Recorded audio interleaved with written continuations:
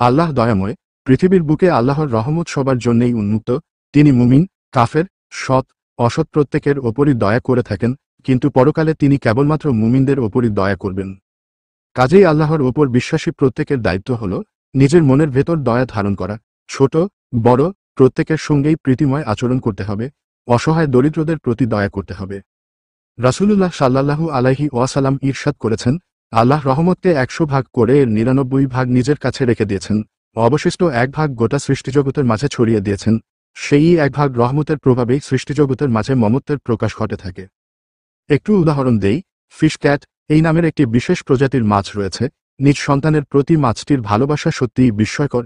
এ প্রজাতির মা মাছ তার ছানা মাছগুলোকে সবসময় মুখ গহ্বরে রেখে সাঁতার কাটে। এভাবে কয়েক সপ্তাহ মা মাছটি তার ছানাগুলোকে পরম যত্নে প্রতিপালন করে। বাইরে কোনো বিপদের আশঙ্কা দেখলে সঙ্গে সঙ্গে ছানাগুলো মা মাছের মুখের গহ্বরে আত্মগোপন করে। ক্যাঙ্গারু যখন সে সন্তান প্রসব করে, তখন তার প্রসব করা ছানাটি খুবই দুর্বল হয়ে থাকে। গোটা দেহে সে সময় কোনো পশম থাকে না।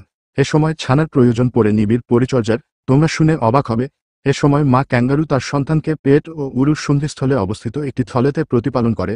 ছানাটি বড় ও সবল না হওয়া পর্যন্ত এভাবে মা ক্যাঙ্গারু তার সন্তানকে লালন করে থাকে।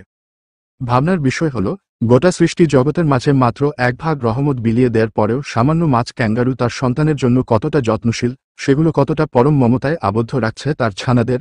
তাহলে চিন্তা করে দেখুন, বাকি ৯৯ ভাগ রহমত যেই আল্লাহর কাছে, সেই আল্লাহ তার বান্দাদের জন্য তিনি কতটা যত্নশীল হবেন।